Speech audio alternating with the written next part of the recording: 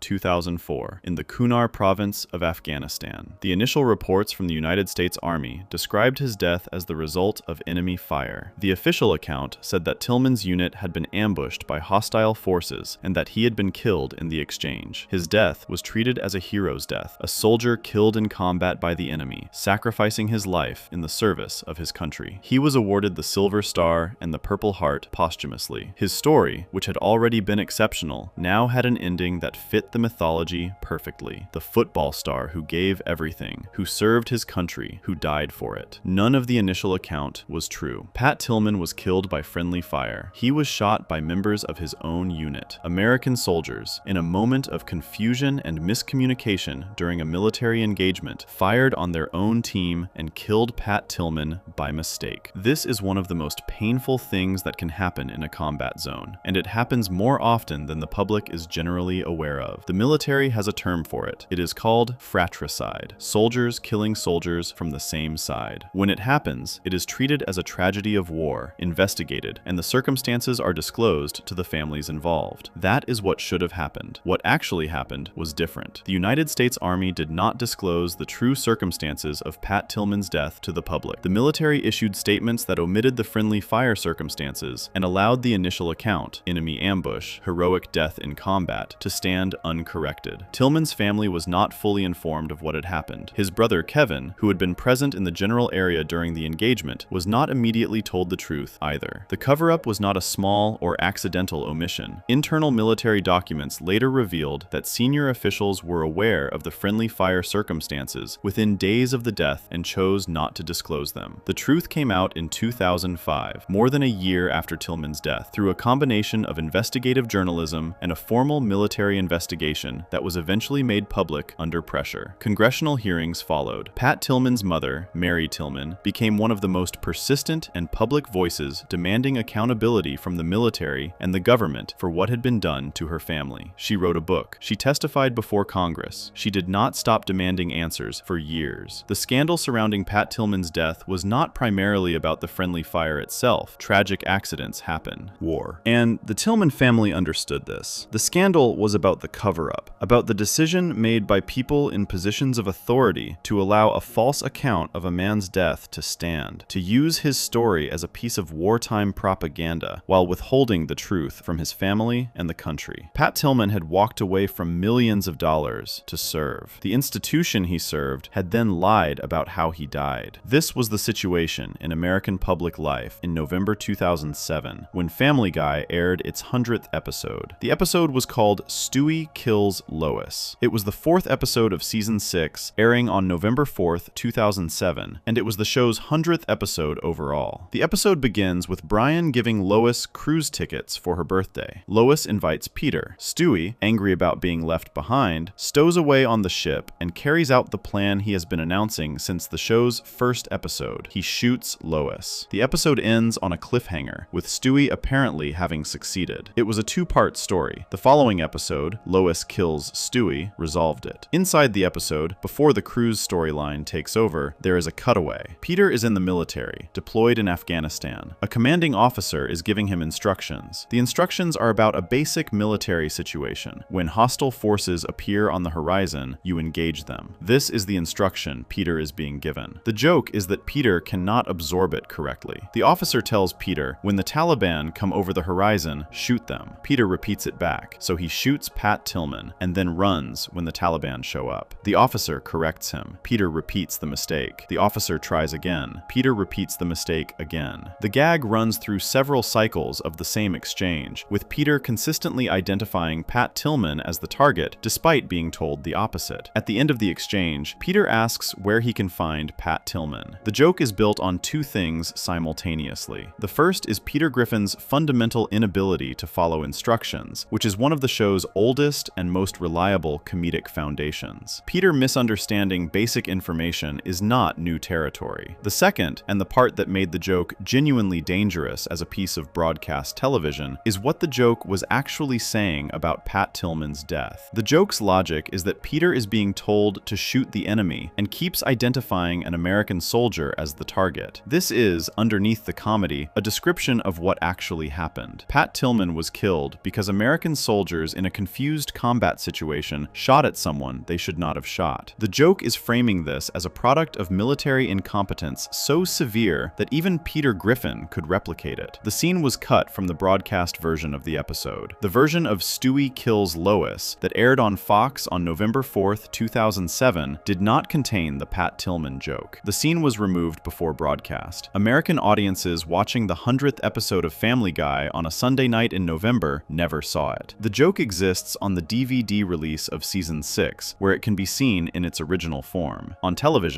it was gone. Writer Alex Sulkin, who worked on the show and was involved in the episode, later spoke about the aftermath of the scene. He confirmed that Seth MacFarlane had encountered Pat Tillman's brother after the episode's content became known. Kevin Tillman, the brother who had enlisted alongside Pat, who had been in Afghanistan when Pat was killed, who had also become a public voice demanding accountability for the cover-up of his brother's death, heard about the Family Guy joke. His response was not what most people would expect. According to Sulkin, Kevin Tillman loved the joke. His reason was specific and consistent with everything his family had been saying publicly for years about his brother's death. The joke's entire premise was that Pat Tillman was killed because of military incompetence, because someone could not tell friend from enemy, could not follow the most basic instruction about who to shoot. Kevin Tillman, whose family had spent years fighting to expose the military's handling of his brother's death, heard a comedy show making that exact point and found in it something he could connect with. The joke, from his perspective, was saying something true about what had happened. It was framing the military as dangerously incompetent, which was precisely what the Tillman family had been arguing before congressional committees. Sulkin also noted that the writers themselves described the Pat Tillman joke as one of the most offensive things they had ever written for the show. This is worth taking seriously as a statement. Family Guy had, by 2007, produced 8 seasons of content that had generated FCC complaints, advertiser concerns, a 4-year episode hold, and national media coverage. The writers had put a great many things on screen that had tested the limits of what broadcast television would accept. For the people who wrote those things to identify this particular joke as among the most offensive they had ever created suggests they understood exactly how close to a real wound they were cutting. The tension inside the Tillman case is the tension between two things that are both true simultaneously. The joke is about a real man who died in real circumstances that were genuinely covered up by real institutions. It uses his death as a punchline. That is, by any reasonable measure, an offensive thing to do. The family of the person being used as a punchline has a legitimate claim to being hurt by it. These things are all real. Also true, the joke's underlying argument that Pat Tillman's death was a product of military incompetence and that the institutions responsible for that incompetence escaped accountability was the same argument his own family had been making in public for 3 years. Kevin Tillman had testified before Congress. His family had fought to get the truth about his brother's death into the public record precisely because the military had tried to keep it out. The joke, however crudely constructed, was on the same side of the argument as the family it was ostensibly offending. This is not a defense of the joke or an argument that it should have been broadcast. The decision to cut it from the episode makes complete sense. A cutaway making a comedy premise out of a real soldier's death, using his name in a sequence of repeated failures and misidentifications, was always going to be difficult to put in front of a general audience on a Sunday night. The military and veteran communities that watch Family Guy alongside everyone else have a specific relationship with Pat Tillman's story. The wound of his death and the cover-up surrounding it was still fresh in 2007. Airing the scene would have created a response that Fox would have needed to navigate and that the show would have carried. Cutting it was the straightforward decision. What makes the case interesting is the conversation that happened after. The fact that the brother of the man the joke was about heard it and found something in it worth appreciating. This does not happen often. Family Guy's history is full of moments where the people closest to the subject of a joke were hurt by it, angered by it, or moved to respond publicly against it. The Pat Tillman case is the rare instance where the response from the person with the most personal connection to the material was something closer to recognition. Kevin Tillman understood what the joke was doing. He had spent years trying to get the country to understand the same thing, that his brother's death was a product of chaos and incompetence and cover-up, that the mythology built around it was constructed on a lie, that the institutions that were supposed to protect Pat Tillman had failed him and then hidden that failure. A cartoon about a man who cannot tell friend from enemy was, in its blunt and crude way, saying something that congressional hearings had struggled to communicate. The scene remains cut from broadcast. The DVD version contains it, where it has been seen by the specific audience that seeks out the unedited versions of Family Guy episodes. episodes. The broadcast audience, the audience that watched the 100th episode of the show on a Sunday night in the fall of 2007, did not see it and has never seen it on television. The Pat Tillman scene is the smallest case in this collection in terms of its public profile. No press releases were issued, no national media coverage was generated. The cut happened quietly, in the standard process by which broadcast television adjusts content before it airs, and the episode went out without it. Most of the people who watched Stewie Kills Lois on its original broadcast night have no idea the scene exists. Before we move on, if you're enjoying this analysis, please consider subscribing. It helps the channel tremendously. The final case in this story is the largest in terms of sheer coincidence and the smallest in terms of deliberate decision-making.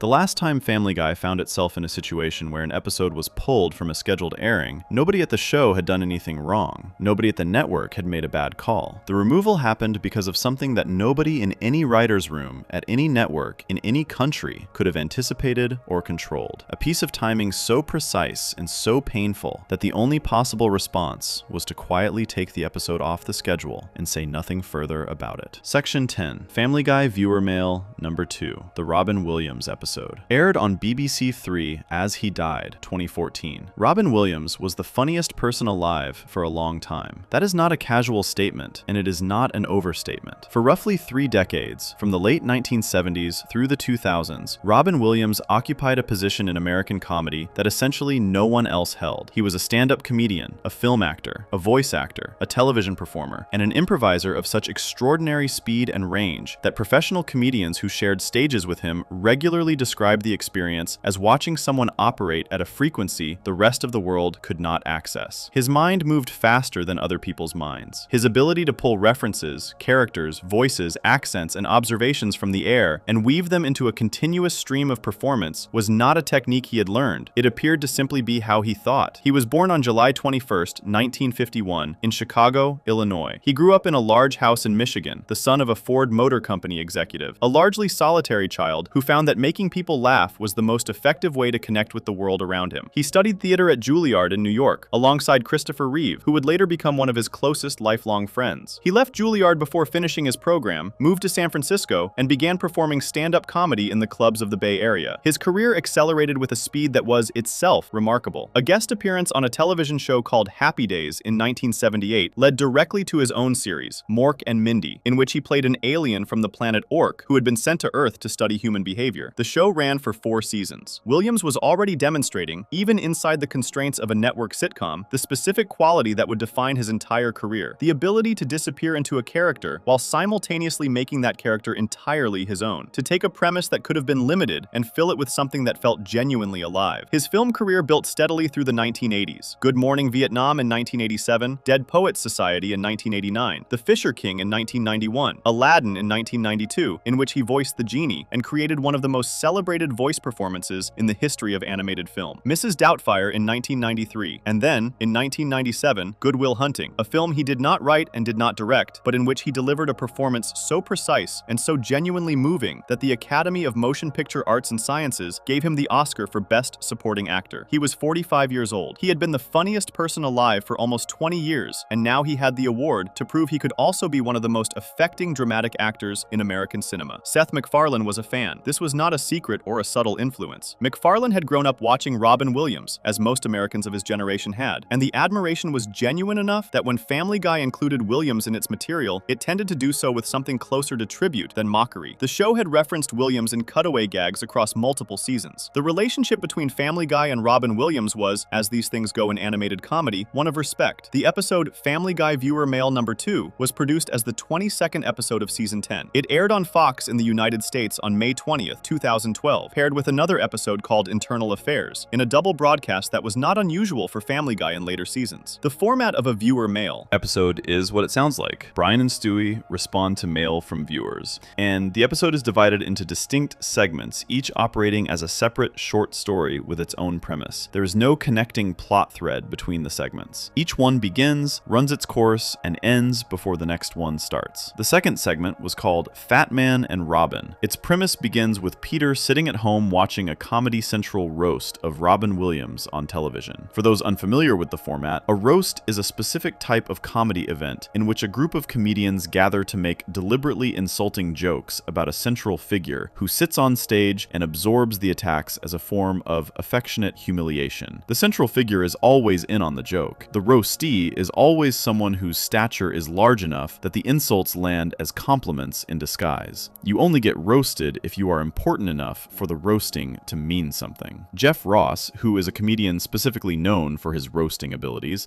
appears in the segment and insults Williams. Peter Griffin, watching from his couch, becomes furious. Not confused, not mildly annoyed, genuinely, deeply angry that anyone would say anything unkind about Robin Williams. He storms outside into a thunderstorm and accuses God directly of hating Williams, which is the kind of theological argument Peter is prone to having at volume in the rain. Then Peter does the thing that Peter tends to do when he wants the universe to change. He makes a wish. He wishes, standing in the storm, that everyone in the world were Robin Williams. Lightning strikes him. Peter wakes up in the hospital with a new ability. Everything he touches turns into Robin Williams. Not metaphorically, literally. He touches Lois and she becomes Robin Williams. He touches a chair and the chair becomes Robin Williams. He touches the ground and a section of ground becomes Robin Williams, wearing a hospital gown and doing impressions. The city of Quahog fills rapidly with Robin Williams clones, all of them cheerful, all of them performing, all of them completely unaware that they are thousands of copies of the same person. Peter, who wanted everyone to be Robin Williams, discovers quickly that this is not actually what he wanted at all. The segment includes Peter attempting to end his own life multiple times. These attempts fail because each method of suicide requires Peter to touch something, and everything he touches becomes another Robin Williams clone, rather than the instrument of his death. The attempts are played for comedy in the specific mode that Family Guy uses for cartoon violence: rapid, consequence-free, and resolved before they can accumulate weight. Peter does not suffer. He is frustrated. The tone is absurdist rather than dark. The segment ends with Peter arranging for all the Williams clones to go out into the world and make people laugh, keeping 5 of them to perform the roles of his family. The curse is managed rather than lifted. Quahog now contains an indeterminate number of Robin Williams copies going about their business, and Peter has found a way to live with this. The episode aired on May 20th, 2012 to the American audience on Fox. It received mixed reviews. Critics were generally positive about the first and third segments, the British version of Family Guy, called Chap of the Manor, and the Stewie Point of View segment called Point of Stew, and less positive about Fat Man and Robin. The consensus was that the Williams segment had moments of genuine warmth, but did not build to anything particularly memorable. It was a decent episode. It aired, the audience watched it, the reviews came in, and the show moved on to the next week. 2 years passed. On August 11th, 2014, Robin Williams was found dead at his home in Paradise Cay, California. He was 63 years old. His death was ruled a suicide. He had been suffering from severe depression in the period before his death. What was not publicly known at the time, it was discovered during his autopsy and disclosed by his wife Susan Schneider Williams in the months that followed, was that Williams had also been suffering from a condition called Lewy body dementia, a serious and progressive brain disease that affects thinking, behavior, and movement. His widow later described the Lewy body dementia as the critical factor in the final period of his life, characterizing it as a boh in his brain that could not be put out. He had been dealing with something that neither he nor the people around him fully understood while it was happening. The news of his death moved through the world with the specific speed and weight that accompanies the loss of someone who has been a presence in millions of people's lives for decades. Robin Williams had been in living rooms and cinemas and comedy clubs for 35 years. He had made people laugh at times in their lives when laughing was difficult. He had made films that children grew up with and carried into adulthood. The Genie from Aladdin, Mrs. Doubtfire, the teacher in Dead Poet Society who stood on desks and told his students to seize the day. The therapist in Good Will Hunting who sat across from a young man in pain and told him, "It is not your fault." These were not peripheral cultural moments. They were the kind of images and lines that people return to across their lives, that mean something different at 40 than they did at 10, that stay. The grief that followed his death on August 11th, 2014 was large and genuine and worldwide. In the United Kingdom, BBC 3 had Family Guy Viewer Mail number 2 scheduled for broadcast on August 12th, 2014. The scheduling had been done more than 2 weeks earlier, as is standard practice for television networks. Program schedules are built weeks and sometimes months in advance, and individual slot decisions are made long before the dates they apply to arrive. Nobody at BBC 3 had known, when they placed this particular episode in this particular slot, that Robin Williams would be dead when the date arrived. There was no way to know. Schedules are not built around events that have not happened yet. The episode aired on BBC 3 on August 12, 2014 at 11:25 p.m. The episode that aired, the episode that millions of British viewers could watch that night if they chose to, contained a segment built around the premise of Robin Williams being so beloved that a man wishes the entire world were full of him. It contained animated versions of Robin Williams performing and laughing and filling a city. It contained the name Robin Williams said dozens of times, and it aired the night after the real Robin Williams had been found dead in his home in California. A BBC spokesperson issued a statement. The statement said, "It was scheduled more than 2 weeks ago, so it is just an uncanny coincidence. Some of our people who work here noticed that the death of Robin Williams was announced just as this episode ended. It was due to be repeated on Friday, but we will not be showing it now. The Friday repeat was cancelled. The episode that had aired on Tuesday night would not air again on Friday as originally planned. BBC 3 pulled it from the schedule." The word the BBC spokesperson chose was uncanny. This is a specific word, and it earns its place in that statement. Uncanny does not mean unfortunate. Uncanny does not mean sad. Uncanny means something closer to impossible. A coincidence so precise and so strange that it sits outside the normal boundaries of what coincidences are supposed to be. A television network airs an episode of a cartoon about a man who loves Robin Williams so much that he wishes the world were full of him, and Robin Williams is dead. And the episode airs the night after he died, and nobody planned it that way. Seth MacFarlane learned about Robin Williams' death and responded publicly. He posted a tribute on social media. His words were, "The world just got a lot less funny. Robin Williams is a tragic loss." The tribute was short. It was also precise. MacFarlane chose the word funny, which is the word that mattered most. Not talented, which would have been accurate. Not beloved, which would have been accurate. Not great, which would have been accurate. Funny, because Robin Williams was first and always a comedian. And because the loss that MacFarlane was describing was not primarily a loss to cinema or to culture in the abstract, but a loss to the specific human project of making people laugh. The world had become less funny because the person who had made it more funny for 35 years was gone. The Fat Man and Robin segment, watched in the context of August 12, 2014, is a different thing than it was when it aired on May 20th, 2012. The premise that Robin Williams is so extraordinary, so irreplaceable, so fundamental to the experience of being alive in the world, that having more of him would be a gift rather than a problem, lands differently when the man himself is no longer alive. The segment is not dark. It is not cruel. It is, by the standards of what Family Guy tends to do with famous people, genuinely warm. It treats Robin Williams as a figure worth celebrating, rather than a target worth hitting. Peter's motivation in the segment is love, an impractical, disruptive, cartoon love that turns a city inside out, but love. He storms into a thunderstorm because someone said something unkind about a man he admired, and he asks the universe to fix it. The universe, in the way of cartoon universes, complies. The BBC's decision to pull the Friday repeat was the right call and the easy call simultaneously. The episode was not being pulled because it had done something wrong. Nobody was accusing it of bad taste or demanding it be removed from the archive. The Family Guy team had made the segment 2 years before Williams' death with no knowledge of what was coming, and nothing in the segment's content was designed to cause harm. The pull was purely about timing, about the specific pain of asking an audience to watch a show about Robin Williams on the day after Robin Williams died, when the grief was fresh and the shock was still settling. This is the quietest case in the entire collection. No government agency was involved, no controversy preceded it, no advertiser made a phone call, no fan campaign was launched in response to it. A network made a scheduling decision in good faith, a man died, a coincidence of timing created a situation that nobody had intended, and a repeat broadcast was canceled. The whole thing was resolved in a single public statement and a quiet deletion from the schedule. What it shares with every other case in this story is the central feature that runs through all 10 of them: the collision between a television show and the world outside it. Family Guy, across its entire history, has operated in a specific way. It makes jokes about the world as it exists. It responds to events that have already happened. It puts things on screen that reflect the culture around it. This is not unusual for any comedy, but the show has a particular tendency, borne out across these 10 cases, to find itself at the the intersection of its own content and real-world events in ways that nobody planned and nobody could have predicted. The Bin Laden joke in Rhode to Rhode Island aired 16 months before September 11th. The Boston Marathon running gag in Turban Cowboy aired 29 days before the bombing. The Robin Williams episode aired 2 years before Williams' death. None of these connections were planned. All of them required a response. The responses ranged from a government regulatory crackdown that cost Fox hundreds of thousands of dollars, to a scene quietly removed from syndication, to a scheduled rerun quietly pulled from a cable network in the United Kingdom. Robin Williams died on August 11, 2014. He was 63 years old. He had made people laugh for 35 years across every medium available to him. The final public connection between his life and Family Guy was not a tribute episode produced after his death, not a special broadcast dedicated to his memory, not a deliberate act of commemoration. It was a scheduling coincidence that the BBC described with one word: uncanny, and then corrected by canceling a Friday night repeat. The world got a lot less funny that August. McFarlane said so. A lot of people felt the same way. These 10 cases, taken together, 2 cancellations, 4 outright bans or holds, 3 scene cuts and removals, and 1 quiet scheduling pull, form a portrait of a show that has spent its entire existence in friction with the world around it. Not always by intention, not always by design, sometimes by accident of timing, sometimes by deliberate choice to put something on screen that the network was not comfortable with, sometimes by the intersection of a joke and a tragedy that nobody in any writer's room had the power to anticipate. The friction produced responses that ranged from government fines to permanent bans to the quiet overnight cancellation of a single repeat broadcast. What all 10 cases have in common is the gap between what the show put on screen and what the world decided it could handle. That gap between the cartoon and the reality, between the joke and the wound, between the writer's room and the living room where the audience sat, is what this entire story has been about. And what the story ultimately says about Family Guy, the show that got canceled twice and came back stronger both times, that had an episode held for 4 years and one held permanently, that lost a scene because its creator almost died on September 11th, that got pulled from streaming because of a conspiracy built from footage it never filmed, and that aired a tribute to a comedian the night after he died without meaning to, is something worth sitting with one more time before the end. If you enjoyed this video essay, make sure to subscribe. Thanks for watching, and I'll see you in the next one.